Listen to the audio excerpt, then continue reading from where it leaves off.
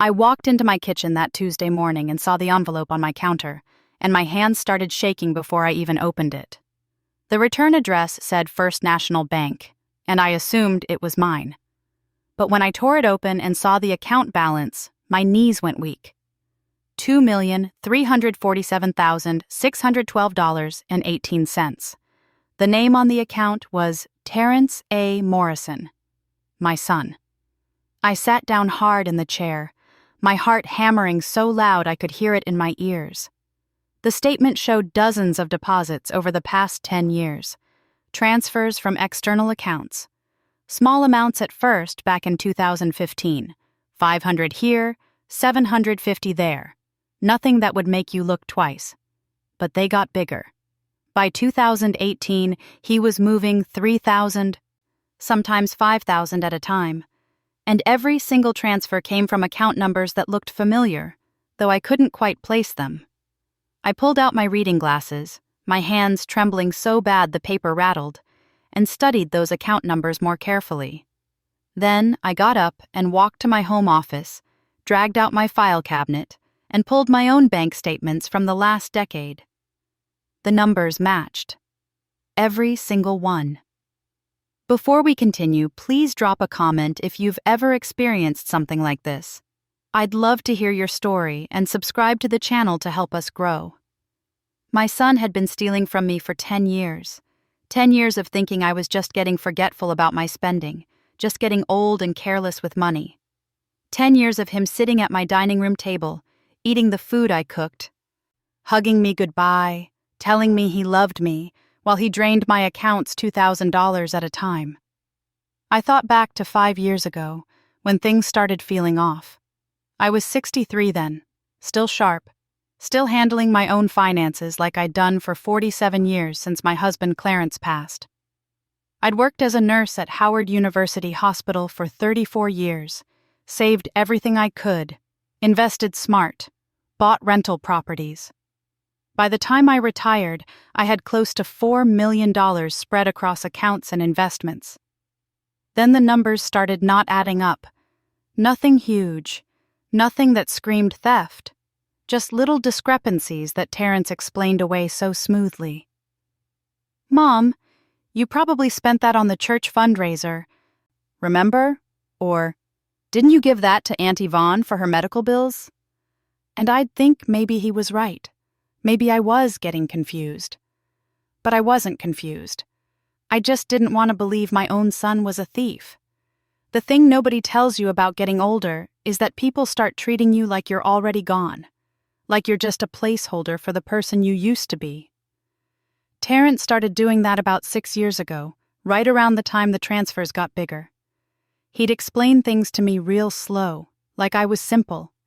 He'd make decisions about my house, my car, my life, without asking. And when I questioned him, he'd pat my hand and say, "Don't worry about it, Mom. I've got this handled." Turned out he did have it handled. He was handling my money right into his own account. I called my friend Yvonne first. She'd known me for 42 years, since we met in nursing school. She picked up on the second ring. "Claudette? What's wrong? You sound upset." "I need you to come over, right now, and don't tell anybody you're coming." She was there in 20 minutes, and I showed her everything. The statement, my records, all of it. Yvonne sat at my kitchen table, her reading glasses sliding down her nose, going through every page with the kind of careful attention you develop after decades in healthcare.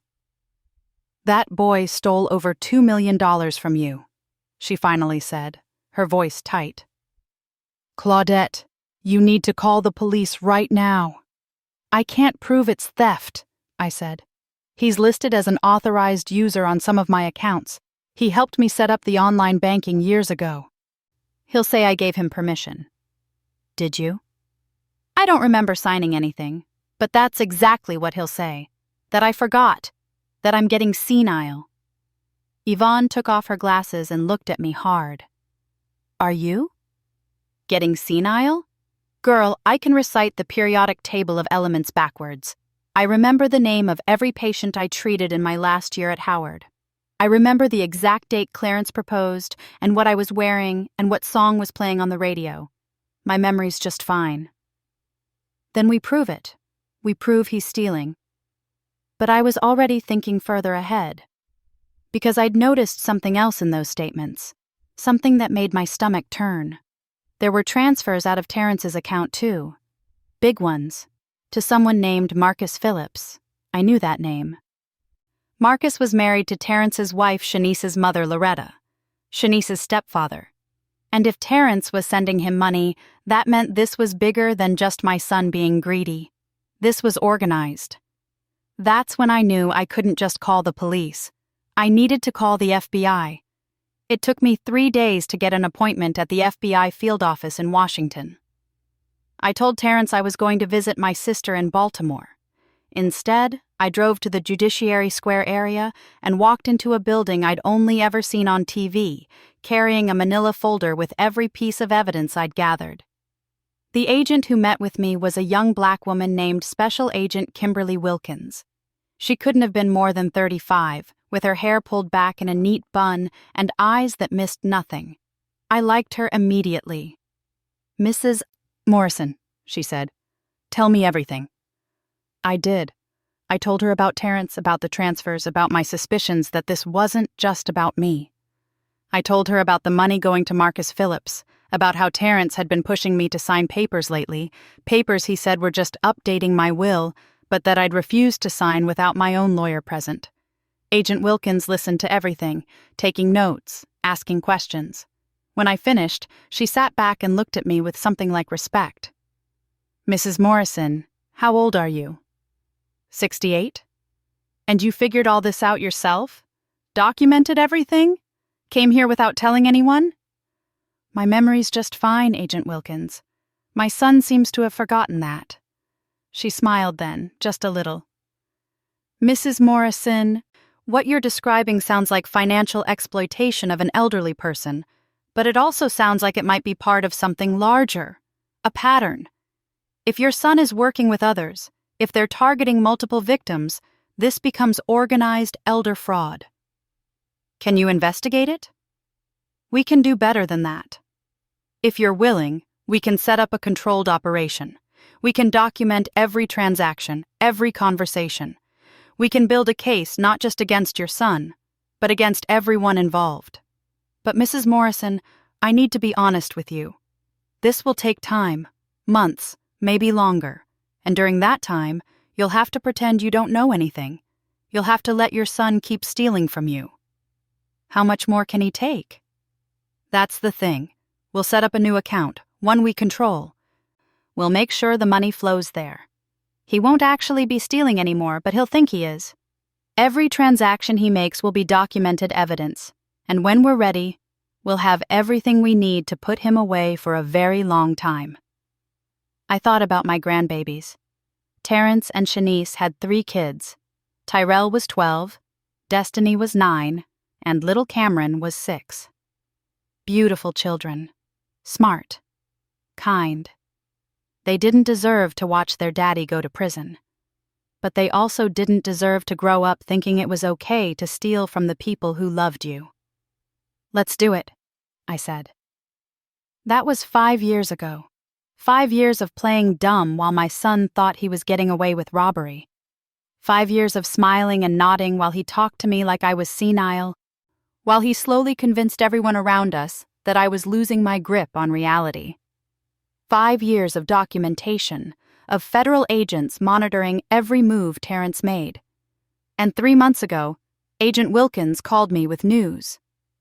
"We've got enough, Mrs. Morrison, but it's bigger than we thought. Your son isn't just stealing from you. He's been running an operation. He targets elderly parents in the Black community, especially widows.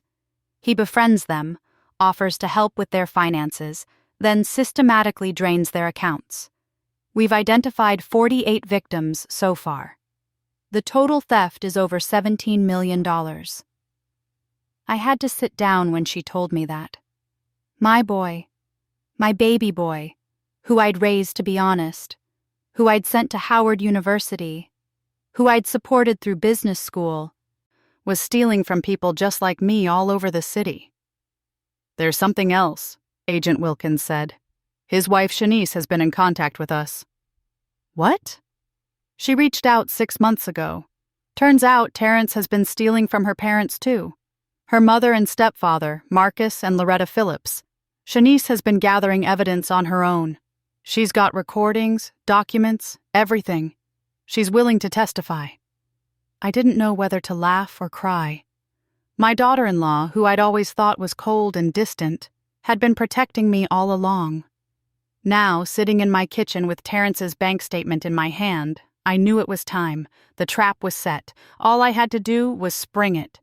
I picked up my phone and called Terrence. "Hey, Mom, what's up?" "I need you to come over," I said, making my voice shake just a little. "There's something wrong with one of my accounts. I'm confused about these numbers." "Mom, I'm at work. Can it wait?" "No," I said firmly. "Terrence, I need you to come now. Please." He sighed, that long-suffering sigh he'd perfected over the past few years. "Okay, Mom, I'll be there in an hour." I hung up and called Agent Wilkins. "He's coming." "We're ready, Mrs. Morrison. We've got agents positioned around your house. The van across the street, the utility worker down the block, they're all ours. We're recording everything. Just do exactly what we discussed." I made tea while I waited. Earl Grey, Clarence's favorite. I was pouring it into my best china cups when Terrence knocked on the door. He looked good, my son.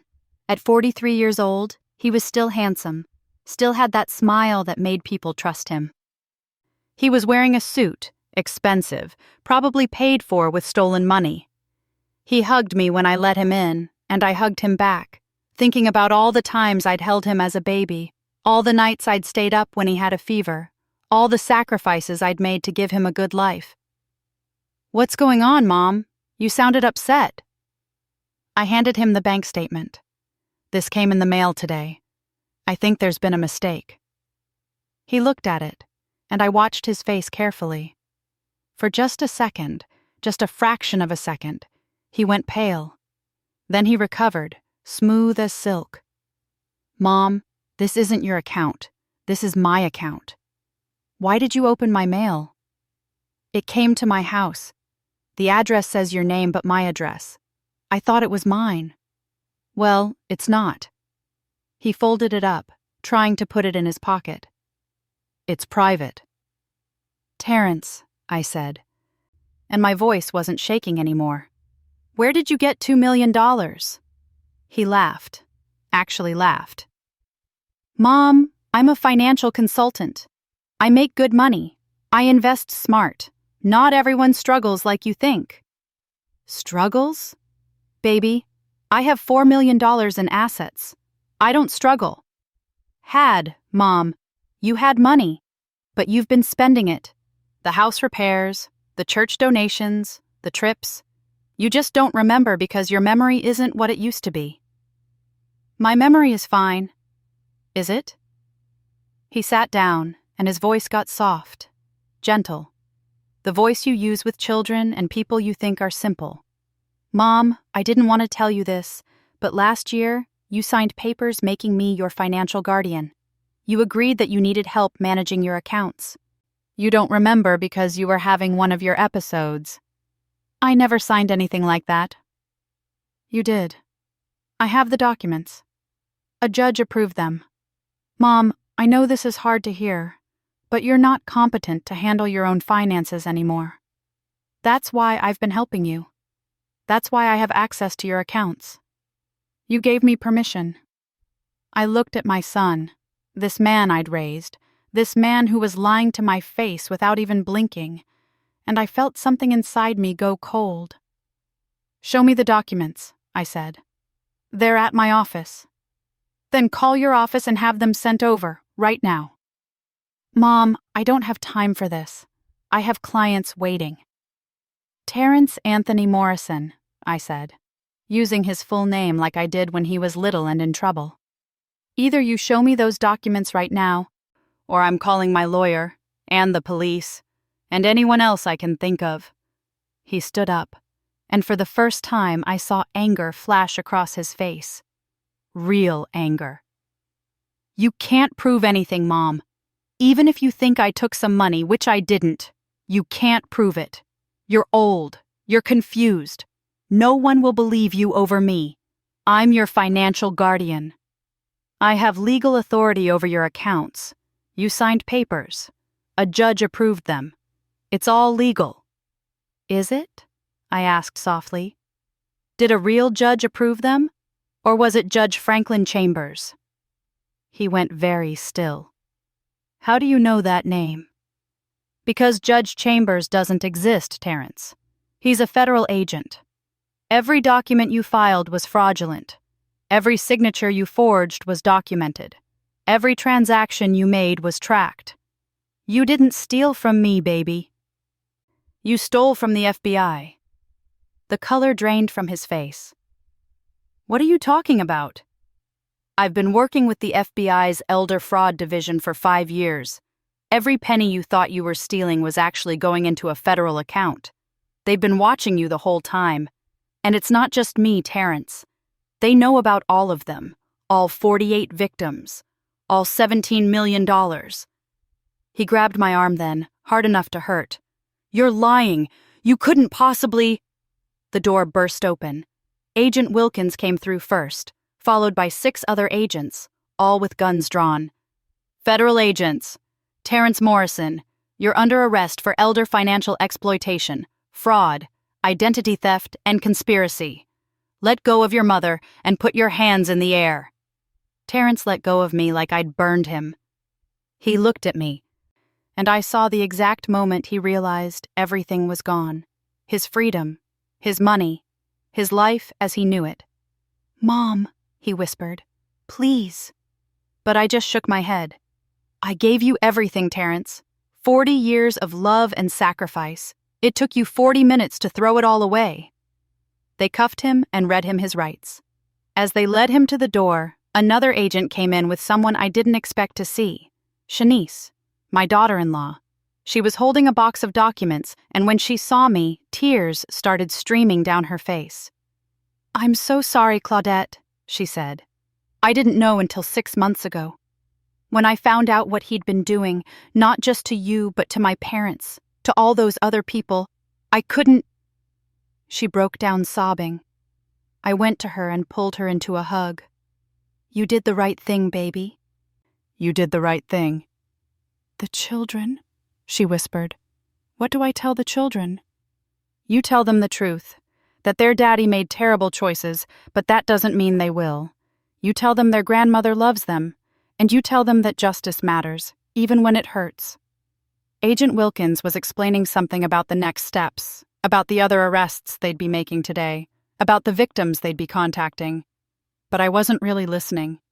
I was watching Terrence being put into the back of a federal vehicle, and I was thinking about the last time I'd held him, really held him, when he was small enough to fit in my arms. Mrs. Morrison, Agent Wilkins said, touching my shoulder gently. We need you to come down to the office tomorrow. There are some statements we need, some paperwork. But I want you to know, what you did here, your cooperation, it's going to put away a lot of bad people. You saved a lot of families from what happened to you. What about my money? The real money he stole before you got involved? We've already frozen all his accounts. Every account connected to this operation. There's a long process ahead, but the federal government has a victim compensation fund. You'll get most of it back.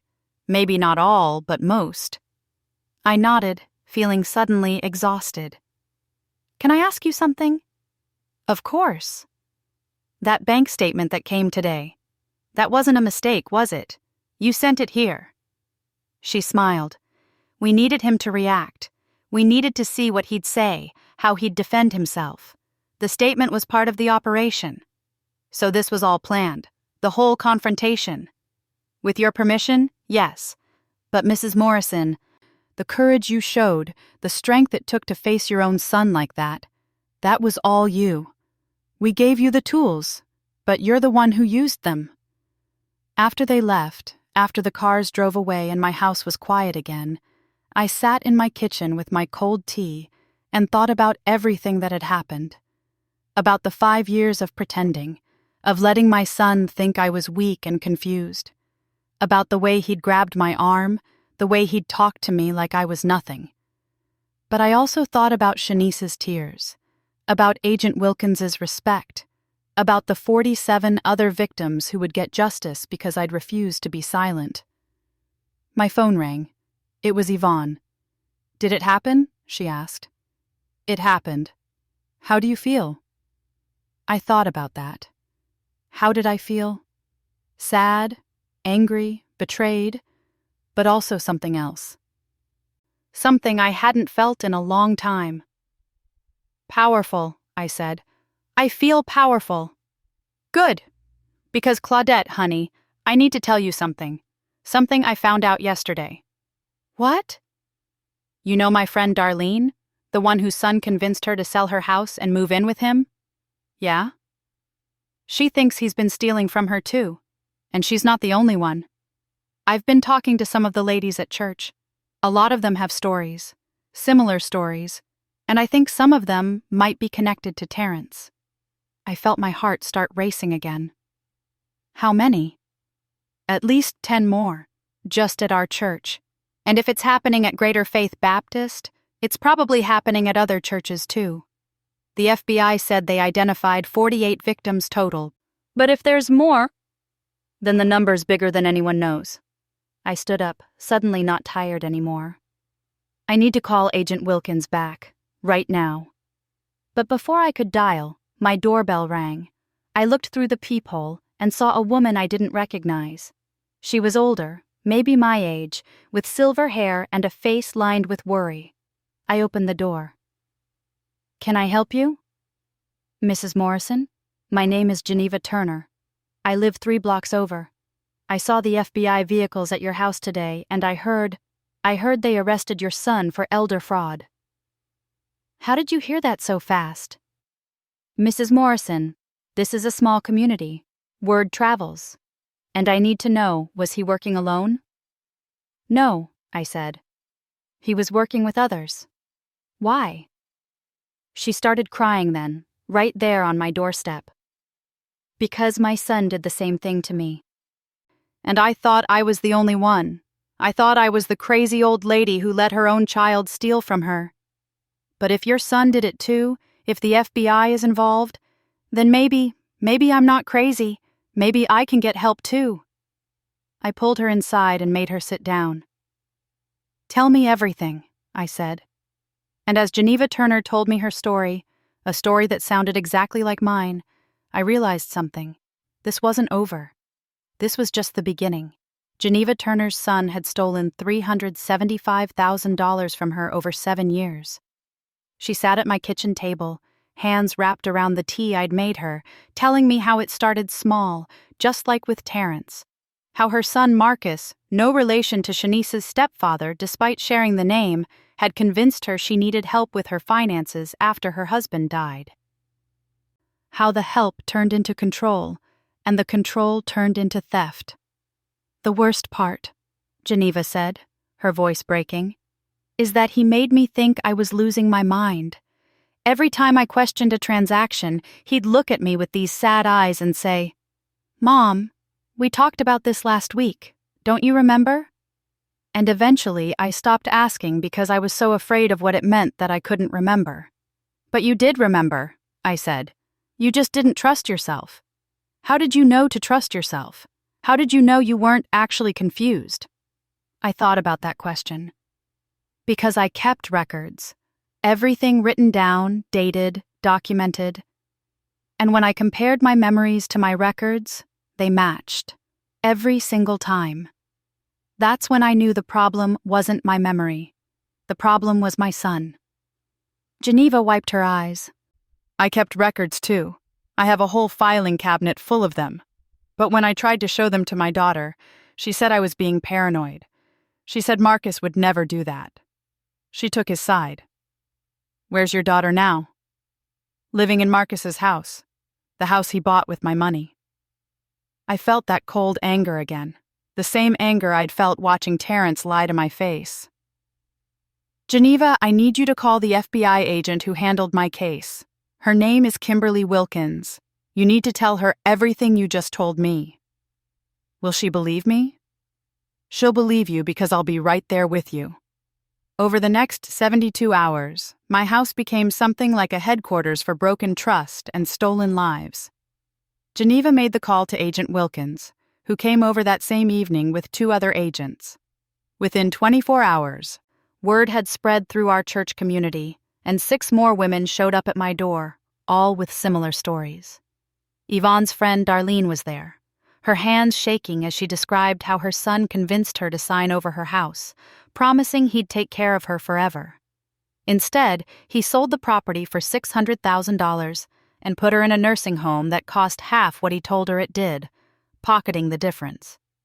Patricia Williams, who sang in the church choir with me for 23 years, talked about her daughter stealing her late husband's life insurance money, all $150,000, by having Patricia declared incompetent after a minor stroke.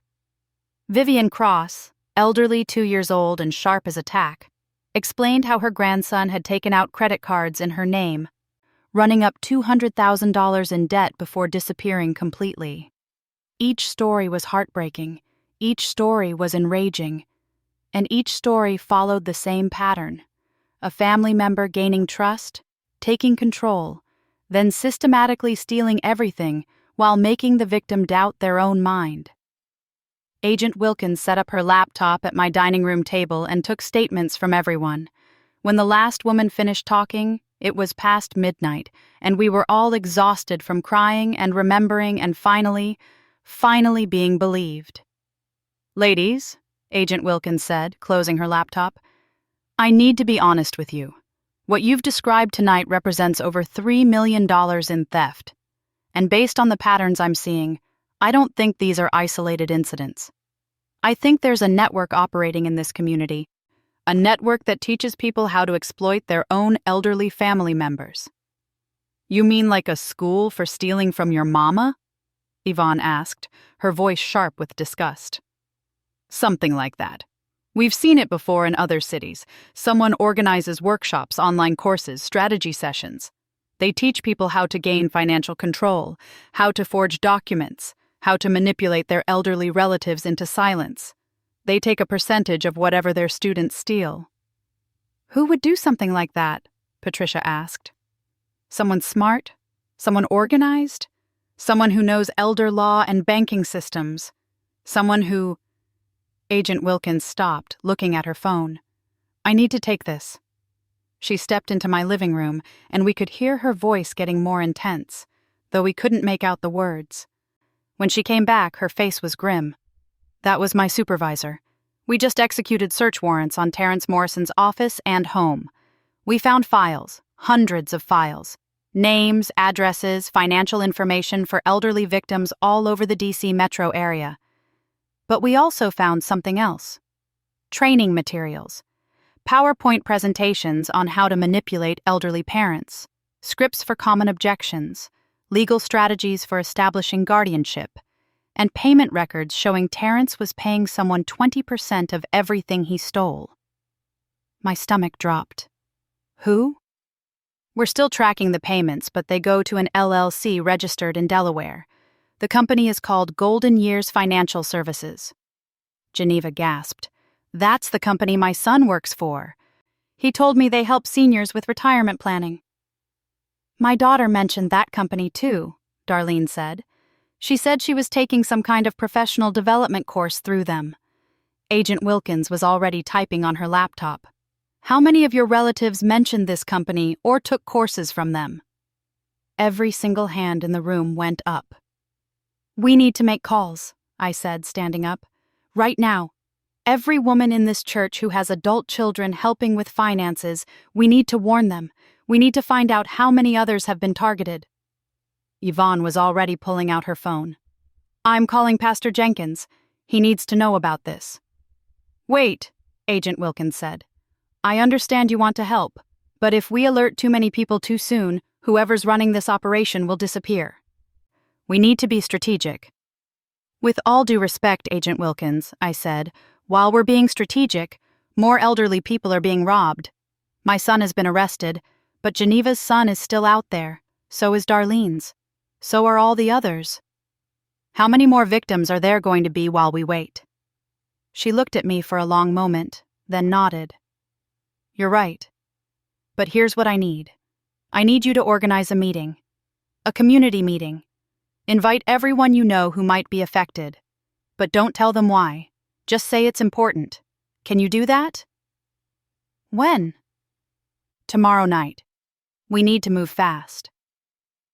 By 6 o'clock the next evening, the fellowship hall at Greater Faith Baptist Church was packed with over 200 people. Pastor Jenkins had sent out an emergency notice, and the community had responded. Agent Wilkins stood at the front with a team of 6 other federal agents, and when she started explaining why we were all there, you could have heard a pin drop. We are investigating what we believe to be the largest organized elder fraud operation in the history of the Washington, D.C. metropolitan area, she said. So far, we have identified 93 victims and over $27 million in theft. The perpetrators are not strangers. They are sons, daughters, grandchildren, nieces, nephews. They are your family members, and they have been trained by a criminal organization that specifically targets the Black community. The room erupted, people shouting, crying, standing up, sitting down. It took Pastor Jenkins 5 minutes to restore order. How do we know if we've been targeted? Someone called out. We have a checklist, Agent Wilkins said, pulling up a slide on the projector. If your family member does 3 or more of these things, you may be a victim. 1. They insist on handling all your finances alone. 2. They discourage you from talking to other family members about money. 3. They suggest you're becoming forgetful or confused. 4. They push you to sign documents quickly without letting you read them. 5. They isolate you from friends or other relatives. 6. They mention taking courses in financial planning or elder care. 7. They become defensive or angry when you ask about specific transactions. 8. They suggest legal arrangements like guardianship or power of attorney when you haven't shown any signs of incompetence. I watched faces around the room as realization dawned. I saw Mrs. Bray Henderson start crying. I saw Mr. Williams stand up and walk out, his phone already to his ear. I saw at least 30 people checking off items on their fingers, counting up the signs they'd missed. If you believe you've been targeted, Agent Wilkins continued, we have agents here tonight who will take your information confidentially. We also have volunteers from the D.C. Bar Association who will provide free legal consultations. And Mrs. Claudette Morrison, who many of you know, has agreed to coordinate community support. This is not going to be easy. This is not going to be quick. But I promise you, we will get justice. After the presentation, I stood near the front of the hall with Yvonne and Geneva, and people came to us in waves. Some crying, some angry, some just numb with shock. One woman, Dorothy Chen. No, that's a band name. Dorothy Parker pulled me aside and whispered, My daughter works for Golden Years Financial Services. She's been pressuring me to let her manage my accounts for months. I kept saying no because something felt wrong. Was I right to say no? You were absolutely right, I told her. And you need to tell the FBI everything. Tonight. By 9 o'clock, Agent Wilkins had statements from 47 new potential victims. She looked exhausted, but determined. Mrs. Morrison, she said, pulling me aside. We have a problem. What kind of problem? We tracked the ownership of Golden Years Financial Services. It's buried under layers of shell companies, but we finally found the real owner. She paused. It's registered to Shanice Morrison. I felt like I'd been punched in the stomach. That's impossible. Shanice has been helping you. She gave you evidence against Terrence. I know, which means either she's playing us or someone stole her identity to register the company. We need to bring her in for questioning. Tonight. Let me call her, I said. Let me talk to her first. Agent Wilkins hesitated, then nodded. You have 10 minutes. If she doesn't come voluntarily, we're getting a warrant. I called Shanice with shaking hands. She answered on the first ring. Claudette? Is everything okay? The kids are asking about their father and I don't know what to tell them. Shanice, I need you to come to Greater Faith Baptist Church right now. The FBI needs to talk to you. Why? I already gave them everything I had. It's about Golden Years Financial Services. Shanice, the company is registered in your name. There was a long silence. Then, oh my God. Did you register a company with that name? No, yes, but not that company.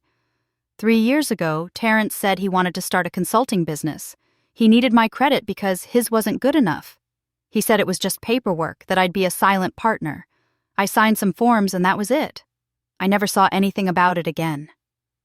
Shanice, that company has been running an elder fraud training program. They've stolen over $27 million from elderly Black people across the city, and it's all in your name. I didn't know, she whispered. Claudette, I swear to God, I didn't know. Terrence told me it was a legitimate financial consulting business. He said he was helping people plan their retirement. Can you prove you didn't know? I have emails, texts, everything he told me about the business. It's all lies, but I can prove he lied to me. I can prove I thought it was legitimate. Then get those emails and get down here, now. Because right now, you're looking like the mastermind behind the whole operation.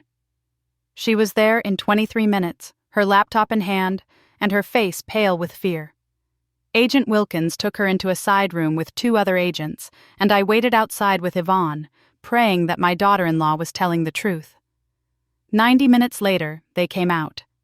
Shanice looked like she'd been crying, but Agent Wilkins looked satisfied. Her story checks out, Agent Wilkins said. She was deceived by her husband. He used her identity to register the company, conducted all the business without her knowledge, and kept the profits separate from their joint accounts. She's a victim too. So who's really running Golden Years? I asked. We're still working on that. But we know it's not Shanice, and we know it's not Terrence because someone's been running the company while he's been in custody. Whoever's behind this is still out there, still operating, and they know we're closing in. That's when my phone rang. Unknown number. I almost didn't answer, but something made me pick up. Mrs. Morrison? The voice was smooth, educated, male. I hope you're proud of yourself. You've destroyed your son's life, devastated your grandchildren, and caused chaos in your community. And for what? A little money that you're too old to enjoy anyway? Who is this? Someone who's been watching you very carefully. Someone who knows that you live alone in that big house on Oakwood Drive. Someone who knows your grandchildren's school schedule. Someone who knows exactly how to make you regret what you've done. My blood ran cold. Are you threatening me? I'm promising you. Drop this investigation. Convince those other women to drop their complaints, or I will make sure everyone you love suffers. You have 48 hours. The line went dead. I told Agent Wilkins immediately, and she had tech specialists trace the call, but it came from a burner phone that was already turned off. They assigned a protection detail to my house and to Shanice's house where my grandchildren lived. But the damage was done. The fear was real. That night, lying in my bed with federal agents stationed outside my house, I thought about that voice on the phone. Educated, confident, familiar somehow, though I couldn't place it. Someone who knew me, someone who knew my family, someone who was desperate enough to threaten children. I got up and went to my computer, pulling up everything I knew about Golden Years Financial Services. The company had been active for 8 years. The training programs had been running for 6 years. Hundreds of people had taken the courses. But someone had to have started it. Someone had to have written those training materials, created those PowerPoint presentations, developed the strategies. Someone with expertise in elder law and financial planning. Someone with access to the Black community. Someone who could move between different social circles without raising suspicion. I called Agent Wilkins even though it was 2 a.m. "I know who it is," I said. I know who's running Golden Years. Who? My lawyer. Gerald Thompson. He's been my estate planning attorney for 15 years. He knows everything about my finances. He knows my family. He knows the community. And he's been pushing me for the last year to update my power of attorney documents, to add more people to my accounts, to make things easier to manage as I get older. Mrs. Morrison, that's a serious accusation. What makes you think? Because he said the same things to Geneva, and to Patricia, and probably to every other woman in that church. We all use the same lawyer because we trust him, because he's one of us, because he's been serving the Black community for 30 years, and he's been using that trust to set us up for robbery. There was silence on the other end of the line. Then, "Stay where you are. Don't call anyone. Don't tell anyone what you just told me." If you're right, and he finds out we're onto him, he'll destroy evidence and disappear. What about my grandchildren? What about his threat? We'll increase protection. But Mrs. Morrison, if Gerald Thompson is behind this, he's not going to hurt your grandchildren. He's too smart for that. Violence draws attention, and attention is the last thing he wants. He's trying to scare you into backing down. Don't let him. But 2 hours later, my phone rang again. It was Shanice, and she was screaming. "They took them! Claudette, they took my babies! I put them to bed, and when I checked on them an hour ago, they were gone. The window was open and they're gone, and there's a note that says I have 24 hours to make this all go away or I'll never see them again." The federal agents at Shanice's house confirmed it. Despite their presence, despite all the precautions, someone had taken Tyrell, Destiny, and Cameron right out of their beds while Shanice slept downstairs and agents watched the front door. And suddenly, everything I'd accomplished, all the justice I'd fought for, all the courage I'd shown, none of it mattered. Because my grandbabies were gone, and I would burn down the entire world to get them back. Agent Wilkins had every available federal agent in the D.C. field office mobilized within 15 minutes of Shanice's call. My living room became a command center, with agents setting up laptops, tracing phone signals, and coordinating with local police. But every second that passed was a second my grandbabies were scared, and I could barely breathe thinking about what they were going through. "Mrs. Morrison, I need you to focus," Agent Wilkins said, gripping my shoulders. "You said you think Gerald Thompson is behind this. Walk me through every interaction you've had with him in the last year." I forced my mind to work, pushing past the panic. He called me 6 months ago, said he was updating his client files, asked about my family, who had access to my accounts, whether I'd considered long-term care planning. I thought he was just being thorough. "He was gathering intelligence," Agent Wilkins said. "Who else would he have information on?" "Everyone at church. He's been the go-to lawyer for Greater Faith Baptist for 28 years. Estate planning, wills, power of attorney documents, everything." Agent Wilkins turned to another agent. "Get me a list of every client Thompson has represented in the last 10 years. Cross-reference with the victims we've identified. I want to know how many overlap." My phone buzzed. Text message from an unknown number. "Tell the FBI to stand down or the children die. You have 12 hours. Agent Wilkins looked at the message and her jaw tightened. "He's watching us. He knows we're here." "How?" "Someone on the inside, or surveillance we haven't detected yet." She raised her voice. "Everyone, secure a sweep of this house and the perimeter. Now. Look for cameras, listening devices, anything." While agents searched, Shanice sat on my couch sobbing, and I held her hand, both of us drowning in the worst fear a mother and grandmother can know. Yvonne had come over and was making coffee nobody wanted, and Geneva was sitting in the corner praying out loud. Then my doorbell rang. Every agent in the room had their weapons drawn instantly.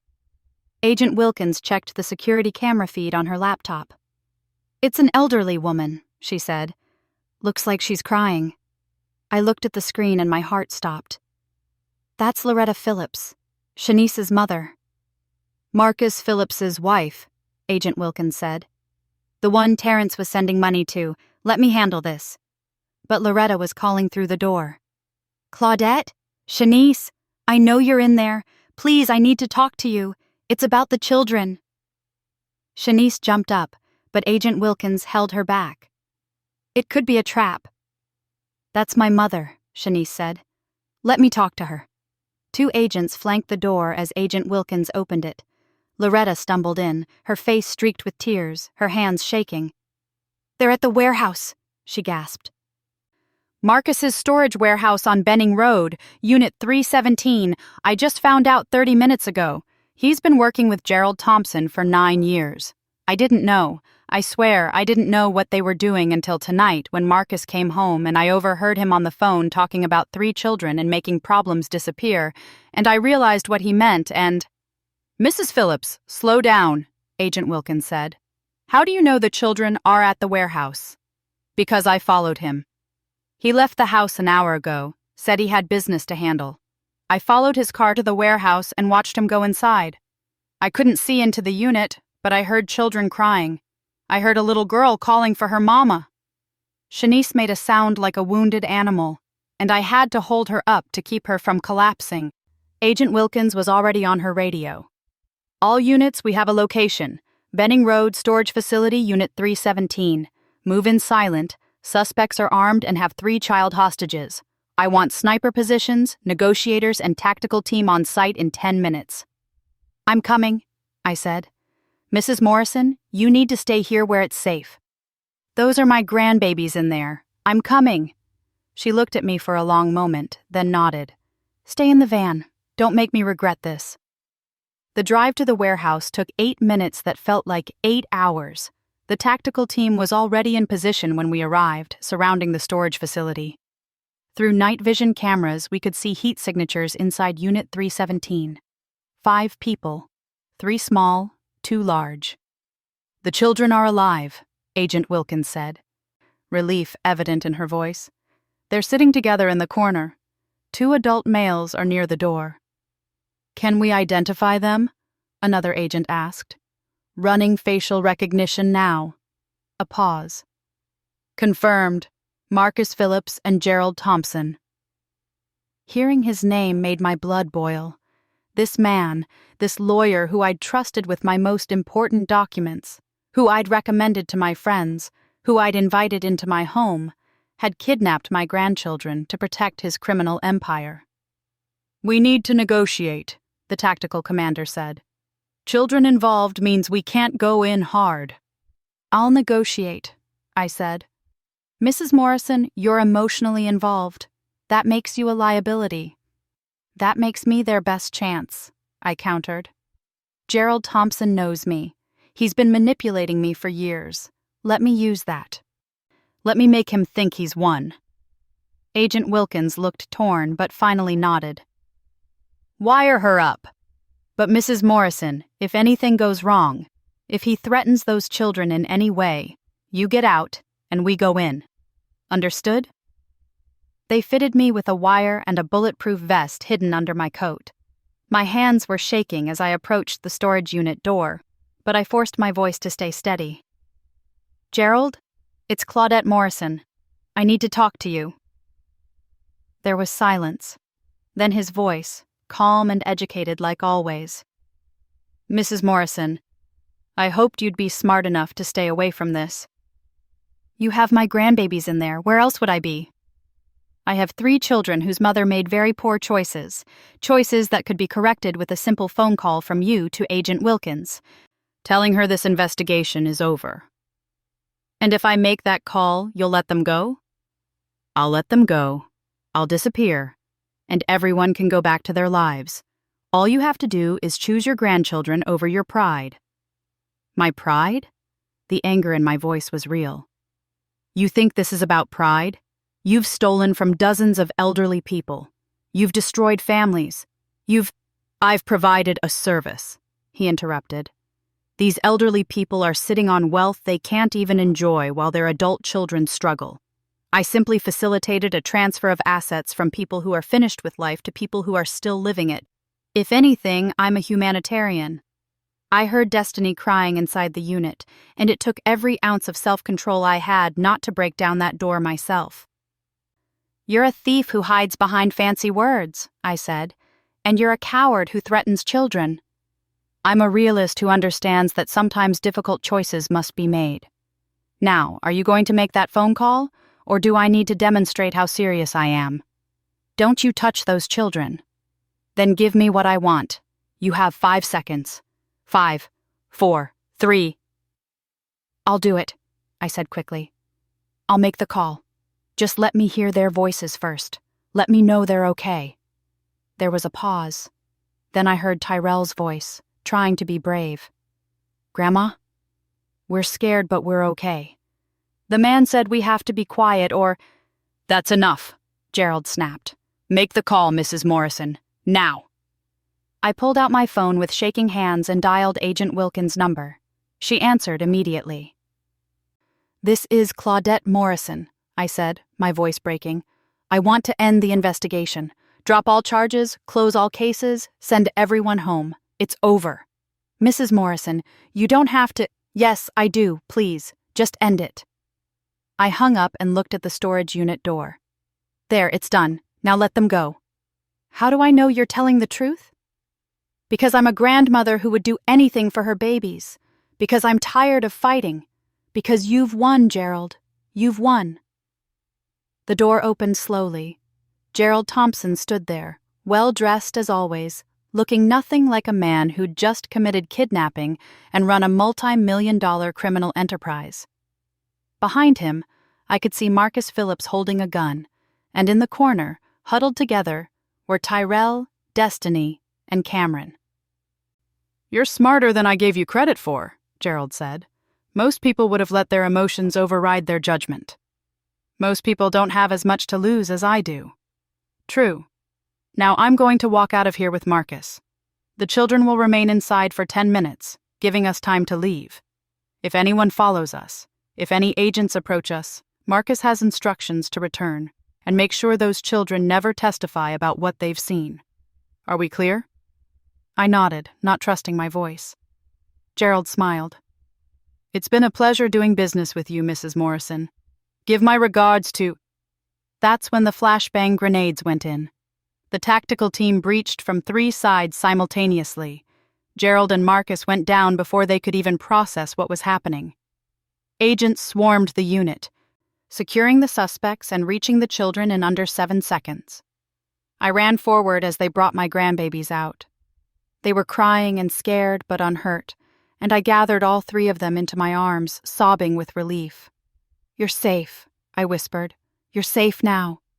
Agent Wilkins came over, and there was something like admiration in her eyes. "That was incredibly brave, Mrs. Morrison, and incredibly stupid, but it worked." "The phone call," I said. "You knew I wasn't serious. The moment you called me Agent Wilkins instead of Kimberly, like you always do, I knew you were sending a signal. We've been working together for 5 years. I know your tells." I watched as they led Gerald Thompson and Marcus Phillips to separate patrol cars, both in handcuffs, both looking shocked that their plan had failed. "What happens now?" I asked. "Now we finish what we started. Court is in session tomorrow morning. Judge Martinez has agreed to hear an emergency motion for asset seizure. Every account connected to Golden Years Financial Services is being frozen. And thanks to Loretta Phillips's cooperation and the recordings we got tonight, we have enough evidence to connect Gerald Thompson to every victim, every theft, every crime. He's done. What about Terrence? Your son is being transported from federal holding to appear in court tomorrow. He'll be formally charged alongside Thompson and Phillips. Mrs. Morrison, I won't lie to you. Terrence is facing serious time, 20 to 30 years minimum."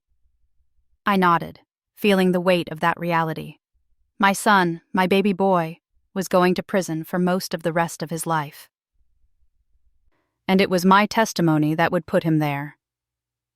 "I need to go home," I said. "I need to take these children home." But when we got back to my house, there were reporters everywhere.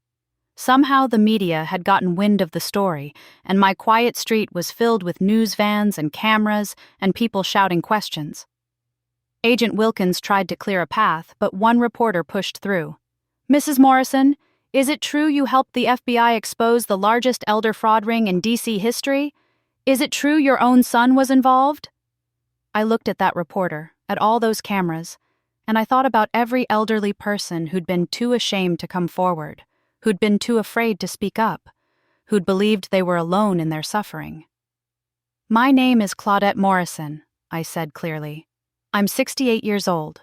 5 years ago, I discovered my son was stealing from me. Instead of staying silent out of shame or family loyalty, I contacted the FBI. Today, we arrested the leader of a criminal organization that has stolen over $27 million from elderly Black Americans. My son is among those arrested. This is the hardest thing I've ever done, but it's the right thing. And I want every elderly person watching this to know, you are not alone. You are not crazy. You are not too old to fight back. If someone is stealing from you, even if it's your own child, speak up. Report it. Don't let them silence you with shame or fear. We deserve better. We deserve justice." The reporters erupted with more questions, but Agent Wilkins got us inside.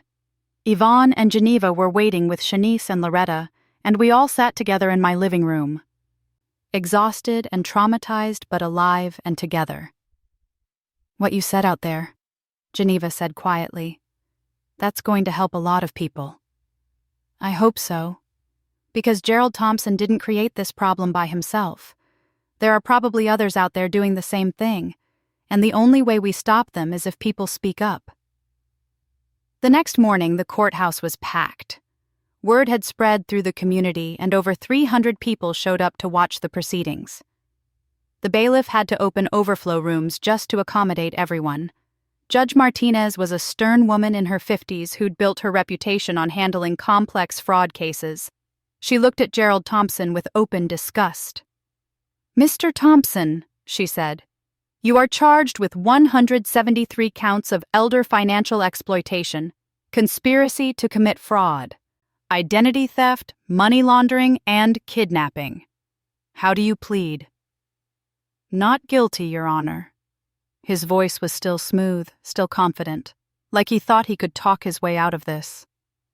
"Mr. Thompson, I've reviewed the evidence presented by the FBI. I've seen the training materials you created, the payment records, the victim testimonies. I've listened to the recording from last night where you admitted to running this operation and threatened 3 children. What possible defense could you have?" "Your Honor, I'm a respected attorney who has served this community for 3 decades. The accusations against me are based on circumstantial evidence and testimony from people who are, frankly, confused about their own finances due to age-related cognitive decline. My client files were stolen and used by others without my knowledge. I'm as much a victim here as anyone else." The courtroom erupted in angry shouts. Judge Martinez banged her gavel. "Order. Mr. Thompson, I've heard some creative defenses in my time, but that might be the most insulting. You're telling me that 93 elderly victims, multiple FBI agents, recorded conversations, and documented evidence are all wrong or lying." "I'm saying the evidence has been misinterpreted, Your Honor." "Then let's interpret it together, shall we? Bailiff, please bring in the exhibits." What followed was 4 hours of the most thorough public humiliation I've ever witnessed. The prosecution displayed every piece of evidence. PowerPoint slides teaching people how to gaslight their elderly parents. Text messages between Gerald Thompson and his students celebrating successful thefts. Bank records showing his 20% cut from every crime. Photos of forged documents. Recordings of him coaching people on how to have their parents declared incompetent. And then came the victim testimonies. Geneva Turner took the stand first, describing how Gerald Thompson had encouraged her son to take control of her finances, providing the legal documents to do it. Patricia Williams followed, explaining how Thompson had drafted fraudulent incompetency papers after her minor stroke. Darlene spoke about Thompson advising her son on how to sell her house without her real consent. 93 victims. Some testified in person. Some submitted written statements. Some appeared by video. Each one told the same story of trust betrayed, dignity stolen, and lives destroyed. By the time I took the stand, Judge Martinez looked like she wanted to throw Gerald Thompson in prison herself. "Mrs. Morrison," the prosecutor said, "please tell the court how you first became aware of Mr. Thompson's criminal enterprise." I told them everything.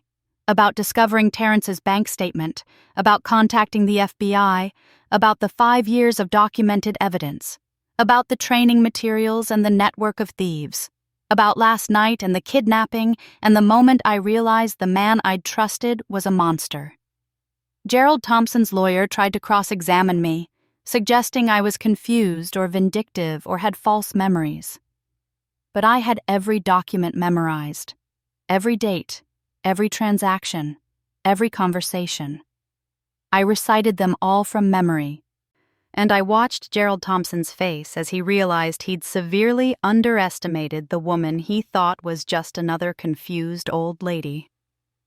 When the testimony concluded, Judge Martinez looked at Gerald Thompson with cold fury.